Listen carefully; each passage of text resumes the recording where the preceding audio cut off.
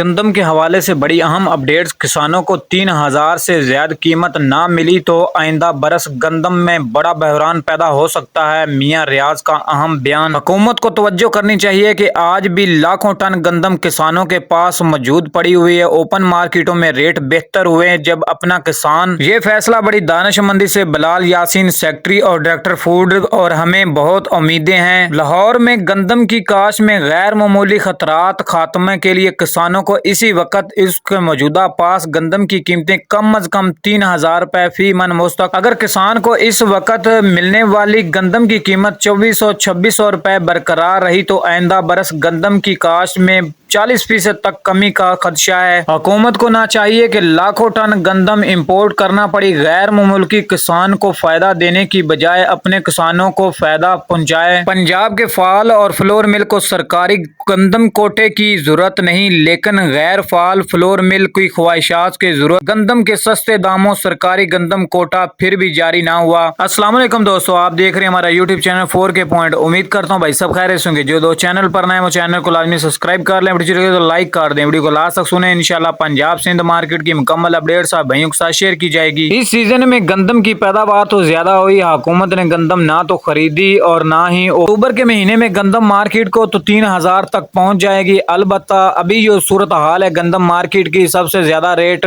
راولپنڈی، اسلام آباد، لاہور مارکیٹ اور اکاڑا گلہ منڈی میں ریٹس رہے 2,700 سے 2,850 کے درمیان، جبکہ اس ٹائم مونجی کی قیمتوں میں شاندار تیزی جا رہی ہے۔ مونجی کائنات 1121 اور 1509 اور سپر فائن کے ریٹس میں بھی شاندار تیزی۔ پنجاب کی مختلف غلہ منڈیوں میں پرانا مال تو 5,000 سے اوپر ریٹ چلے گئے، کائنات 1121 اور 1509، جبکہ نئے مال کی بات کریں تو 1509 نیا مال 4,4200 روپے تک بھی سیل ہو چکا ہے۔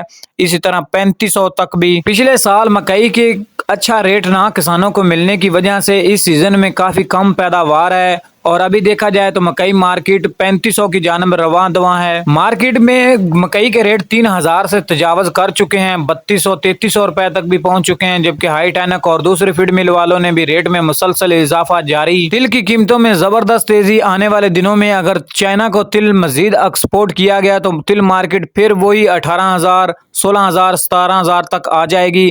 ابھی مارکیٹ مضبوط ہے، 14,000 15,000 روپے تک وی آئی پی کوالٹی کا تل، جبکہ ناقص کوالٹی 10,000 سے لے کر 11,000 12,000 کے درمیان۔ تو آج جمعہ ہے، اکثر پنجاب کی غلہ منڈیاں بند ہیں، جبکہ لوکل مارکیٹوں میں کام ہوتا رہتا ہے۔ یہ تھی مارکیٹ کے حوالے سے تازہ ترین اپڈیٹس۔